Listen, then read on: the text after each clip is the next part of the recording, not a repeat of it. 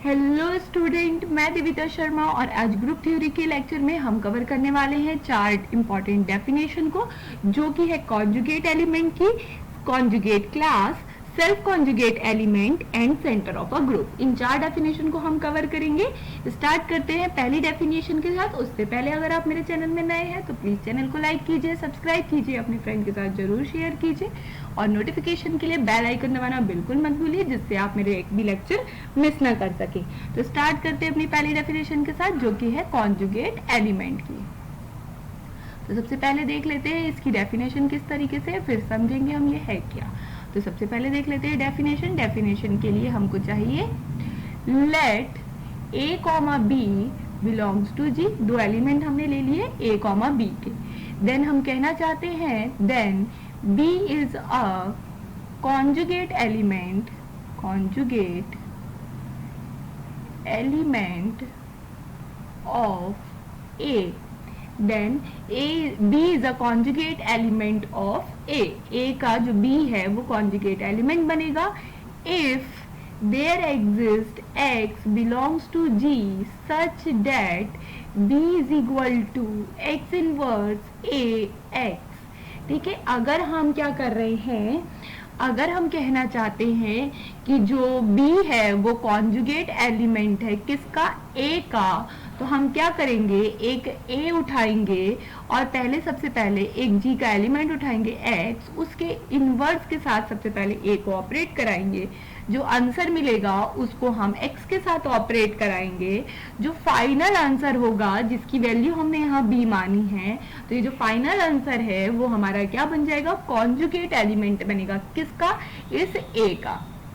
ठीक है, तो यहाँ ये कॉन्जुगेट एलिमेंट समझ में आता है अपन को कि जब जब a को इस तरीके से कोई भी g के एलिमेंट के साथ ऑपरेट कराते हैं और जो जो आंसर मिलता जाता है वो सब कॉन्जुगेट एलिमेंट बनता जाता है a का। डिफरेंट डिफरेंट x के लिए इस तरीके से ऑपरेट कराने पे जो डिफरेंट डिफरेंट आंसर आ रहे हैं वो डिफरेंट डिफरेंट आंसर हमारे क्या बनते हैं, कॉन्जुगेट एलिमेंट। इसको अगर थोड़ा सा डीप में समझना चाहें तो अगर हमारा g है तो उसके अंदर x1, x2, x3 टाइप के एलिमेंट है मान लेते हैं हम, और जो a है उसकी हम कॉन्जुगेट क्लास बनाना चाहते हैं, तो पहले हम क्या करेंगे, x1 का इनवर्स लेंगे, उसको a के साथ ऑपरेट करेंगे, फिर x के साथ ऑपरेट करेंगे और देखेंगे आंसर क्या आ रहा है, b1। ठीक है, तो अगर आंसर b1 आया फिर क्या करेंगे, x2 लेंगे, उसका इनवर्स लेंगे, फिर x2 के साथ a को ऑपरेट कराएंगे, तो ये आंसर आया b2। ऐसे ही हम x3 के साथ ऑपरेट कराएंगे इसी तरीके से, सेम फॉर्मेट से, तो जो आंसर आएगा वो आ गया मान लो b3। तो ये जो b3, b1 और b2 है ये क्या बन जाएंगे, r conjugate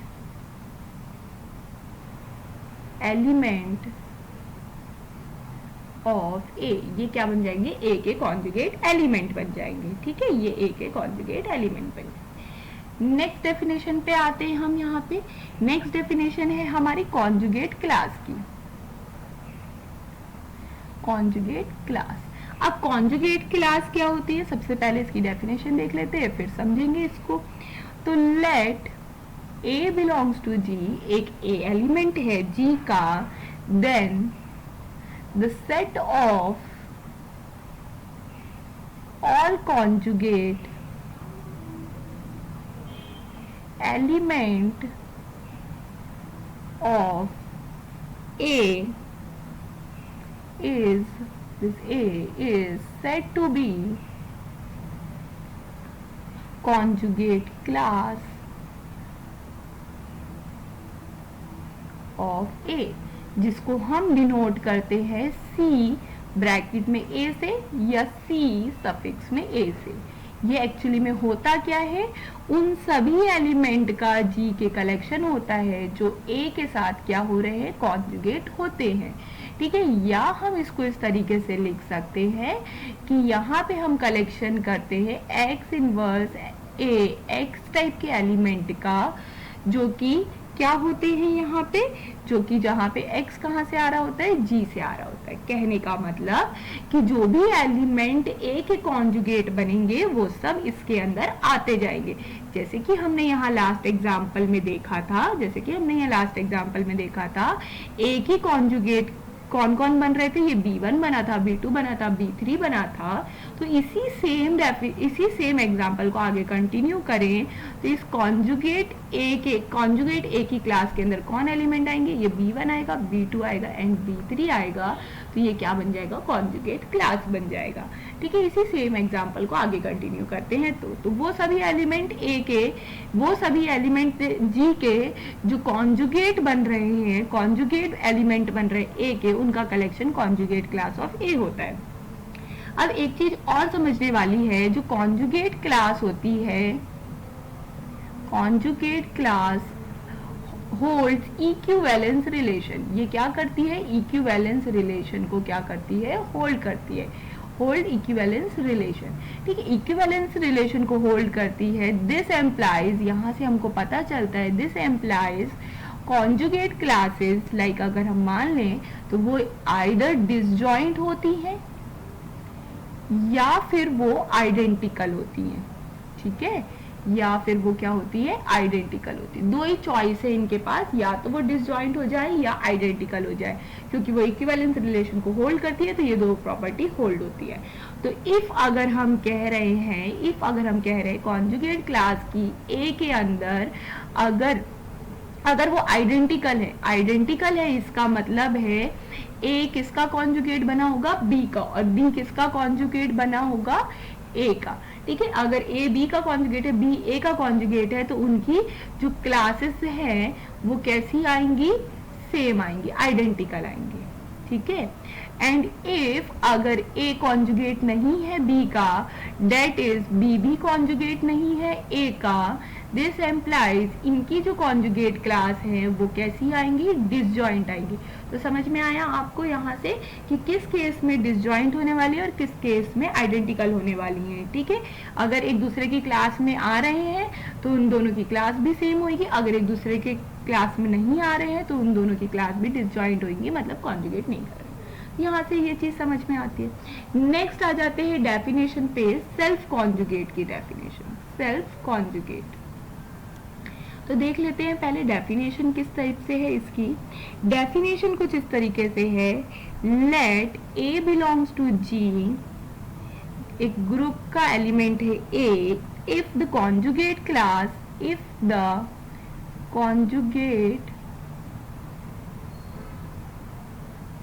class of A contains only one member, that is A ही बस एक मेंबर है जो कि कहाँ पे, कॉन्जुगेट क्लास के अंदर है। ठीक है, और इसका मतलब है यहाँ हम लिखना चाहें तो कॉन्जुगेट क्लास ऑफ ए के अंदर एक सिंगलटन एलिमेंट है जो कि खुद ए है, देन ये जो ए जी के अंदर है is set to be self conjugate. ठीक है, कब कहेंगे हम इसको सेल्फ कॉन्जुगेट, जब अगर हम उसकी क्लास निकालते हैं तो हमको उसके अंदर एक ही एलिमेंट मिलता है। इसका मतलब है इस वाले स्टेटमेंट का जो मतलब है वो कुछ इस तरीके से है कि A belongs to G, या हम इसको और फॉर्म में भी लिख सकते हैं, A belongs to G is self conjugate if and only if A is equal to में x inverse AX for every x belongs to G। ठीक है, तो अगर कॉन्जुगेट क्लास में एक सिंगल एलिमेंट आता है तो हम उसको क्या बोल देंगे, कॉन्जुगेट क्लास में सिंगल एलिमेंट आता है तो उस एलिमेंट को हम क्या बोल देंगे, सेल्फ कॉन्जुगेट। या हम इसको इस तरीके से भी समझ सकते हैं, जब हमने ए का कॉन्जुगेट निकालने की कोशिश की तो आंसर ए आया, वो भी कब, फॉर एवरी एक्स जो कि जी के अंदर है, जितने भी एक्स जी के अंदर है, जितने भी एलिमेंट जी के अंदर है उनके साथ अगर हमने ए का कॉन्जुगेट निकाला और उसके अंदर सिर्फ और सिर्फ ए ही आ रहा है, हर बार सबका कॉन्जुगेट ए ही बन रहा है, हर एक्स के साथ ए ही कॉन्जुगेट बन रहा है, तो हम बोल देंगे कि ये जो ए है वो कैसा है, हमारा सेल्फ कॉन्जुगेट एलिमेंट है। इसके अलावा कभी भी ऐसा नहीं होना चाहिए कि ए का कॉन्जुगेट x1 के साथ तो a आ रहा है बट x2 के साथ क्या आ रहा है, b आ रहा है, तो इस टाइप का नहीं, हर किसी एलिमेंट के साथ क्या आना चाहिए, a का कॉन्जुगेट a आना चाहिए। नेक्स्ट डेफिनेशन पे आ जाते हैं। नेक्स्ट डेफिनेशन है हमारी centre of group. Centre of group का मतलब है, यहाँ डेफिनेशन सबसे पहले देख लेते हैं। डेफिनेशन कुछ इस तरीके से है यहाँ पे, सेट कैपिटल Z, इस कैपिटल Z को हम सेंटर बोलना चाहते हैं, तो the set capital Z of all self conjugate elements of group capital G is called center of group, जिसको हम सिंबॉलिकली लिख सकते हैं capital Z is equal to small z belongs to G such that zx is equal to में xz for every x belongs to G। या हम इसको इस तरीके से लिख सकते हैं capital Z is equal to the collection of Z belongs to G such that x inverse Z x is equal to में small z for every x belongs to G। इस दोनों तरीके से हम सेंटर ऑफ ग्रुप को समझ सकते हैं। तो सेंटर ऑफ ग्रुप क्या होता है, सबसे पहले देख लेते हैं। Z से डिनोट होता है, ये क्या होता है, एक सेट होता है सेल्फ कॉन्जुगेट एलिमेंट का। सेल्फ कॉन्जुगेट एलिमेंट जितने भी इस G के अंदर है उन सब का कलेक्शन क्या होता है, हमारा सेंटर ऑफ ग्रुप होता है। सिंबॉलिकली समझे तो यहाँ हम लिखते हैं कलेक्शन, तो यहाँ हम किसका कलेक्शन कर रहे हैं, G के एलिमेंट का कलेक्शन कर रहे हैं, जिसको हमने Z से रिप्रेजेंट किया हुआ है, स्मॉल z से। वो क्या प्रॉपर्टी होल्ड करना चाहिए, क्या प्रॉपर्टी होल्ड करनी चाहिए, ये वाली, कि वो एलिमेंट G के सभी एलिमेंट के साथ क्या करे, कम्यूटेटिव प्रॉपर्टी को क्या करे, होल्ड कराए। सभी एलिमेंट G के सभी, for every x belongs to G के साथ कम्यूटेटिव प्रॉपर्टी होल्ड करना चाहिए।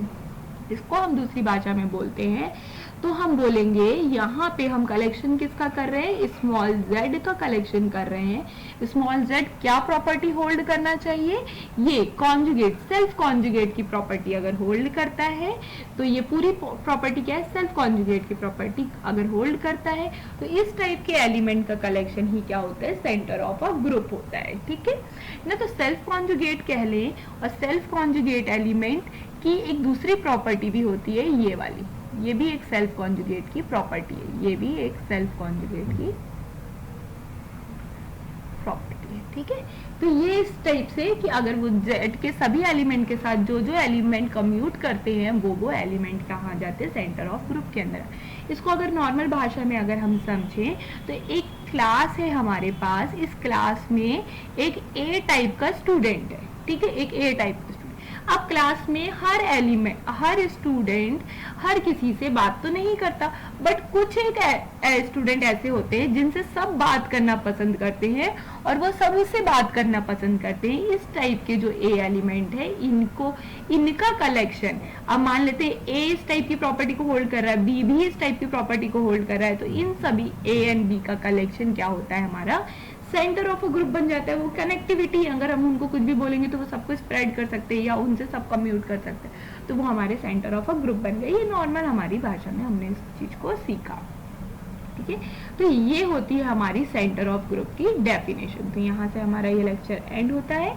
अगर आपको लेक्चर समझ में आ रहे हैं, आपको डेफिनेशन ये समझ में आई है, तो प्लीज वीडियो को लाइक कीजिए, अपने फ्रेंड के साथ जरूर शेयर कीजिए ताकि उनको भी ये चीजें कॉन्सेप्ट क्लियर हो, और प्लीज चैनल को लाइक एंड सब्सक्राइब जरूर कीजिए।